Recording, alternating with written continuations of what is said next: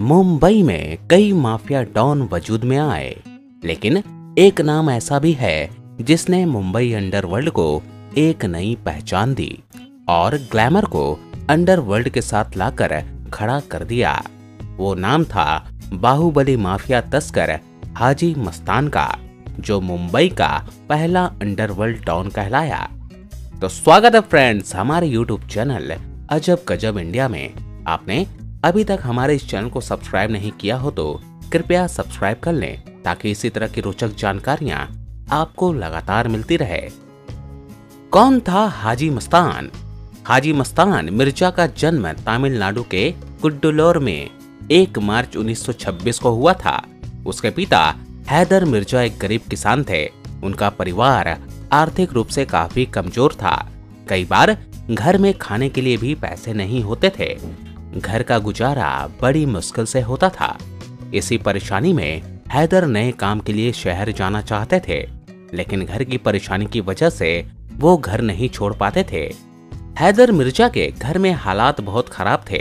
2 दिन तक घर में खाना नहीं बना था।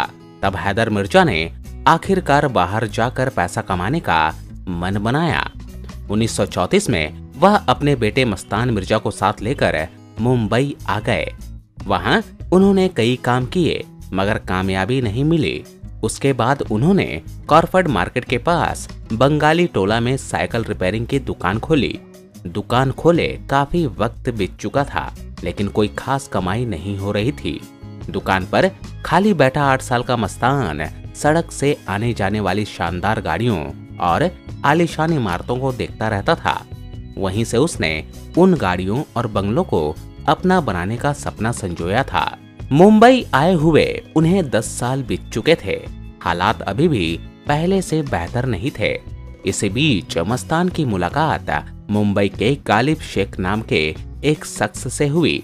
उसे एक तेज तर्रार लड़के की जरूरत थी। उसने मस्तान को बताया कि अगर वह डाक पर कुली बन जाए तो वह अपने कपड़ों और थैले में कुछ खास सामान छिपाकर आसानी से बाहर ला सकता है, जिसके बदले उसे पैसा मिलेगा। उसके बाद मस्तान ने 1944 में डाक में कुली के तौर पर काम करना शुरू कर दिया। वह मन लगाकर काम करने लगा था। इस दौरान वहां डाक पर काम करने वालों से मस्तान ने दोस्ती करना शुरू कर दिया। वो वहां आने जाने वालों से भी दुआ सलाम करने लगा था।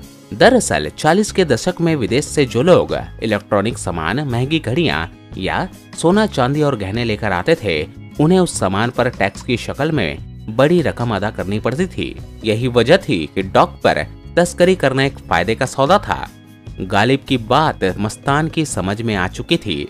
उसने इस मौके को हाथ से जाने नहीं दिया और चुपचाप तरीके से वह तस्करों की मदद करने लगा। तस्कर विदेशों से सोने के बिस्कुट और अन्य सामान लाकर मस्तान को दे देते थे और वह उसे अपने कपड़ों और थैले में छिपाकर डाक के बाहर ले जाता था। कुली होने के नाते कोई इस पर शक भी नहीं करता था। इस काम की एवज में मस्तान को अच्छा पैसा मिलने लगा था। डाक पर काम करते करते मस्तान की जिंदगी बेहतर होने लगी थी। तस्करों की मदद करने से उसे खासा फायदा हो रहा था। 1950 का दशक मस्तान मिर्जा के लिए मील का पत्थर साबित हुआ। 1956 में दमन और गुजरात का कुख्यात तस्कर सुकुर नारायण बिखिया उसके संपर्क में आ गया। दोनों के बीच दोस्ती हो गई। दोनों साथ मिलकर काम करने लगे। उस वक्त सोने के बिस्किट, फिलिप्स के ट्रांजिस्टर और ब्रांडेड घड़ियों की बहुत मांग थी, मगर टैक्स की वजह से भारत में इस तरह का सामान लाना बहुत महंगा पड़ता था।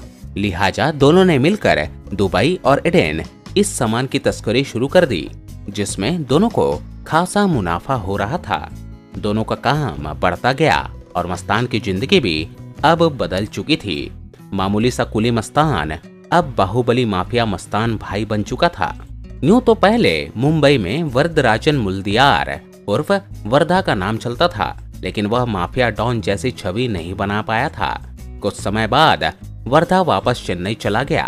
अब मुंबई अंडरवर्ल्ड की दुनिया में सिर्फ एक नाम था, मस्तान भाई यानी हाजी मस्तान। 1970 का दशक आते आते मस्तान मुंबई में अपनी अलग पैठ बना चुका था। उसने 10 साल के भीतर मुंबई में एक बड़ा मुकाम हासिल कर लिया था। समुद्र में उसका राज चलने लगा था। मस्तान जैसा बनना चाहता था वह उससे ज्यादा ही बन गया था। अब वो अमीर भी था और ताकतवर भी। उसे सफेद डिजाइनर सूट पहनने और मर्सिडीज की सवारी करने का बहुत शौक था। उसके हाथ में हमेशा विदेशी सिगरेट और सिगार दिखाई देते थे। ऐशो आराम उसकी जिंदगी का शगल बन गया था। मुंबई अंडरवर्ल्ड के राजा कहे जाने वाले हाजी मस्तान मिर्जा का बॉलीवुड से बेहद लगाव था। मुंबई के पुराने लोग बताते हैं कि हाजी मस्तान बॉलीवुड अभिनेत्री मधुबाला का दीवाना था। वह उससे शादी करना चाहता था, मगर हालात के चलते ऐसा नहीं हो सका। फिर मधुबाला जैसी दिखने वाली फिल्म अभिनेत्री सोना मस्तान को भा गई और उसी के साथ मस्तान ने शादी की। मस्तान ने सोना के लिए कई फिल्मों में पैसा लगाया, लेकिन उनकी फिल्में नहीं चल सकी। बताते हैं कि दिलीप कुमार, अमिताभ बच्चन, राज कपूर, धर्मेंद्र, फिरोज खान और संजीव कुमार जैसे बॉलीवुड सितारों से हाजी मस्तान की दोस्ती थी। कई बड़ी बॉलीवुड हस्तियां अक्सर उनके बंगले पर दिखाई देती थी। मुंबई में हाजी मस्तान मिर्जा का नाम इतना बड़ा बन चुका था कि पुलिस और कानून उसके लिए कोई मायने नहीं रखता था। 1974 में जब पुलिस ने पहली बार हाजी मस्तान को गिरफ्तार किया तो उसे एक वीआईपी की तरह तमाम सुविधाएं दी गई थी। उसे हवालात में न रखकर एक बंगले में नजरबंद रखा गया था। खाने के लिए बेहतरीन इंतजाम किए गए थे।